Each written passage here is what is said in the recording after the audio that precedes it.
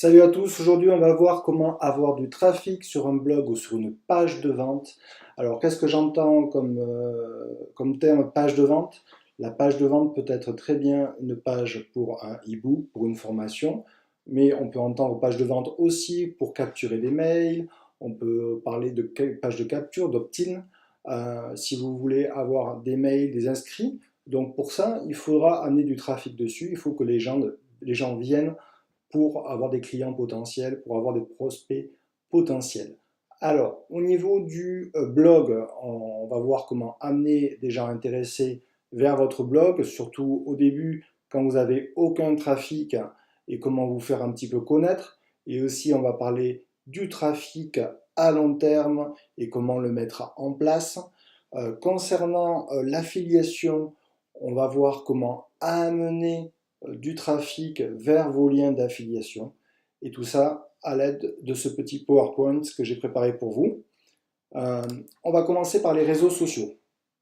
Alors les réseaux sociaux, il y en a de plus en plus. On ne va pas parler des réseaux sociaux pour les jeunes comme Snapchat, comme Instagram, j'ai envie de dire deux mots quand même.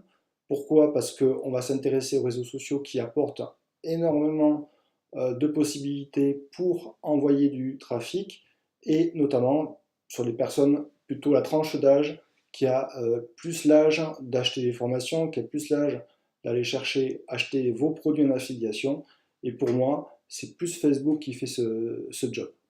Par rapport à Instagram, je ne suis pas un expert en Instagram, je passe beaucoup moins de temps que sur Facebook, mais il y a aussi des possibilités sur Instagram, mais il faut passer beaucoup plus de temps pour développer votre audience et pour développer du trafic avec les liens. Il y a beaucoup moins d'opportunités de poser des liens sur Instagram, même si ça existe, il y a toujours la possibilité de placer un lien sur Instagram, mais très très peu.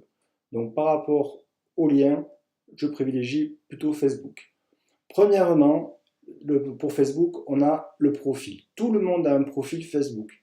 Tout le monde peut amener du trafic vers ces liens, vers le profil Facebook. Par contre, attention quand vous posez vos liens sur Facebook, il faudra utiliser des raccourcisseurs de liens comme Bitly par exemple, BIT plus loin LY, qui vont transformer vos liens d'affiliés en liens courts que vous pourrez poser sur Facebook. Pour le profil, tout simplement, vous pouvez créer un profil exprès pour l'affiliation. Vous pouvez utiliser votre profil avec vos amis si ça vous dit. Il est très facile de créer d'autres profils Facebook avec des emails différents. Pour ça, vous allez juste à publier quelque chose sur votre profil en expliquant vraiment, présentant votre article de blog, en présentant tout simplement des choses qui vont intéresser les prospects. Ça peut être du contenu gratuit, une formation gratuite, proposer un PDF, n'importe quoi, et poser votre lien d'affilié dans le contenu de la publication, mais aussi dans le commentaire pour faire double emploi, pour obliger les gens à ouvrir votre post. Pensez que le profil est très puissant. Pourquoi? Parce que vous pouvez demander des amis. Donc si vous avez un profil exprès, demandez des amis. Et essayez d'aller voir les gens influents, leurs profils, quels sont leurs amis. Essayez si vous pouvez, de prendre dans leurs amis par exemple, pour avoir des gens qualifiés dans votre profil et dans vos amis. Essayez d'aller voir les gens qui sont intéressés par les mêmes choses que vous, qui seront potentiellement des clients intéressés. L'avantage du profil aussi, c'est qu'il va y avoir une interaction que vous pouvez contacter aussi par Messenger. N'oubliez pas Messenger, c'est très puissant, puisque Messenger, vous pourrez directement, avec vos amis par exemple, discuter. Si ces gens, vous ne les connaissez pas, vous allez parler de votre produit, vous allez parler de vos liens d'affiliés, et ça vous permettra de gagner en confiance avec la personne et de tisser du lien. Ça vous permettra d'amener correctement votre lien d'affilié et le proposer et expliquer ce que vous pouvez proposer en bonus, ce que vous pouvez proposer pour aider la personne, la guider. En échange de votre aide, la personne sera intéressée par votre lien. Les groupes Facebook sont intéressants, mais je trouve de moins en moins. Ils sont beaucoup spammés. Il suffit de rechercher les groupes. De temps en temps, quand quelqu'un cherche quelque chose, vous pouvez proposer votre lien d'affiliation aussi, mais il faut l'amener finement. Personnellement, j'utilise très peu les groupes. Bon, il faut que ce soit des groupes très qualifiés et demander l'autorisation de l'administrateur ou alors en réponse à un commentaire ou en réponse à une publication. Mais ça prend pas mal de temps. Ensuite, la publicité Facebook. Alors, si vous avez un petit budget, ça peut être quelques euros par jour, 5 à 10 euros par jour. Vous pouvez créer de la publicité Facebook. Avec le gestionnaire de publicité, il y a des aides de la part de Facebook. Après, ça nécessite aussi peut-être une formation un petit peu pour optimiser, mais c'est souvent dans les formations où on vous propose des tests. Donc voilà. Après, quand vous avez une page Facebook pour les blogueurs, par exemple, si vous avez une page Facebook, vous n'atteignez pas totalement les gens qui ont aimé votre page. Donc, la publicité peut aussi toucher tous les gens qui ont liké votre page, et donc toucher un peu plus de gens, et amener de la notoriété à votre blog. Par rapport à l'affiliation, vous pouvez créer des publicités avec une page, vous créez une page Facebook, et vous envoyez du trafic vers la publication. Ça peut être par exemple un tunnel de vente avec une capture de mail, et ensuite rediriger avec des emails sur des pages, produits, etc. et proposer d'autres choses par le biais de ce tunnel de vente. Donc Facebook est quand même assez complet par rapport au trafic. Il y a énormément de possibilités et comme je vous disais, tout le monde peut avoir un profil Facebook. Tout le monde, en partant de zéro, peut avoir du trafic sur ses liens d'affiliés. Concernant YouTube, YouTube, c'est une plateforme gratuite comme Facebook. Donc tout le monde peut créer une chaîne. Vous pouvez créer une chaîne avec tout simplement un compte Gmail. Donc vous pouvez créer un compte Gmail pour cela, il n'y a pas de souci. Publier des vidéos et encore des vidéos. Vous pouvez tout simplement montrer votre tronche ou pas montrer votre tronche, peu importe. L'avantage de YouTube, c'est qu'il y a une description, il faut la remplir, il faut mettre du texte, mais dedans, vous pouvez mettre vos liens d'affiliés et vous pouvez en mettre des tonnes si vous le souhaitez. Il n'y a pas de souci pour ça. Sur le temps, au bout d'un moment, vos publications, vos vidéos seront lues, même si ça peut prendre beaucoup de temps. Pour ça, il faut, si vous voulez accélérer le processus, il faut penser à la publicité YouTube. Alors la publicité YouTube, c'est vraiment AdWords. AdWords, YouTube et Google, ça appartient à Google, YouTube, donc c'est la même chose. Donc le logiciel de publicité de Google, qui s'appelle AdWords, Google Ads maintenant, je crois que ça s'appelle, en fait, vous permet de faire la publicité sur YouTube avec des vidéos suggérées. Donc choisir plutôt les vidéos suggérées. C'est display, je crois, voilà. Et pour ça, en fait, ça vous amènera du trafic. Vous chercherez sur les mots-clés qui vous intéressent pour amener du trafic. Par exemple, si vous avez vous vendez un produit pour la minceur, vous mettrez les mots-clés, comment maigrir, comment perdre du poids, etc. etc. Si vous mettez quelque chose mettons, dresser son chien, vous mettrez comment dresser son chien, apprendre à dresser son chien, etc.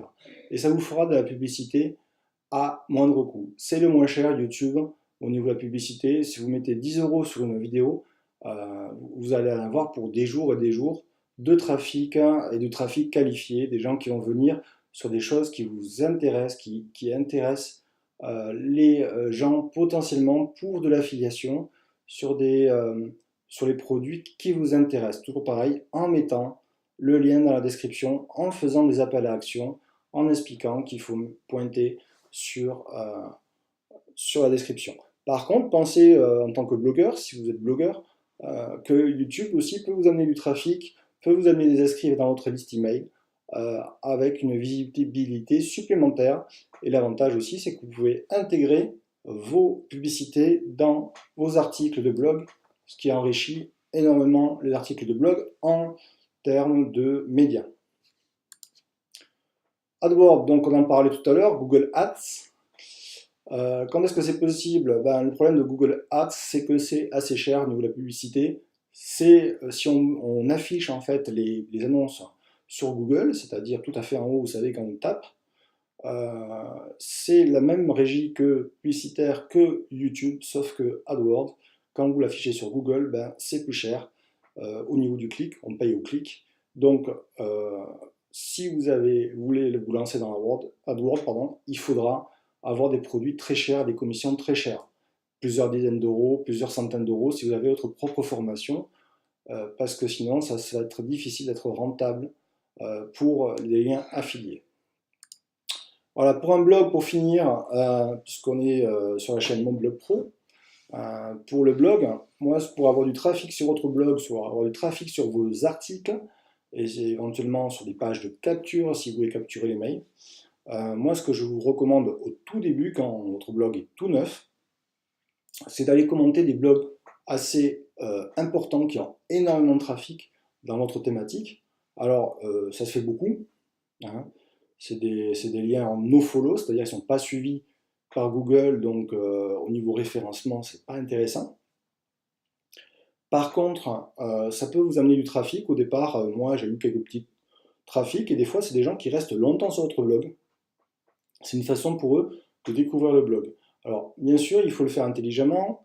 Faut pas dire coucou, salut, venez sur mon blog.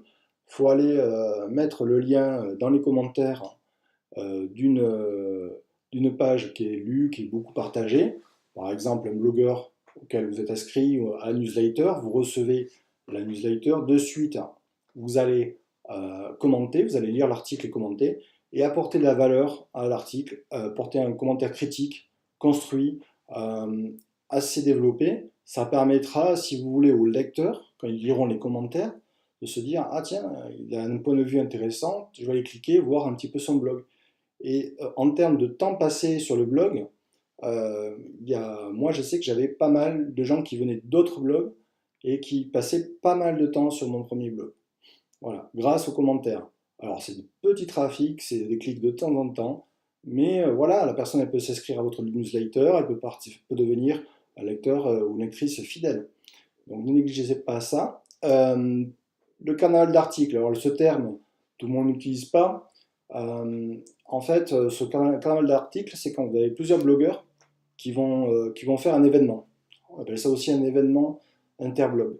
Le carnaval d'articles, c'est par exemple, tout le monde va parler, on était dans un niche minceur, tout le monde va parler de la minceur. Allez, tiens, on fait tous un article sur la thématique comment perdre du ventre avant l'été.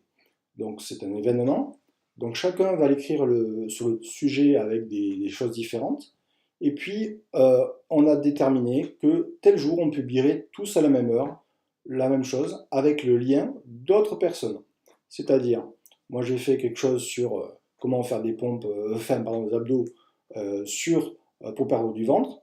À ce moment-là, on m'a dit que vendredi je publie à 8h. Ben, j'envoie à ma liste d'emails, si j'ai une liste d'emails, à 8h à tout le monde l'article.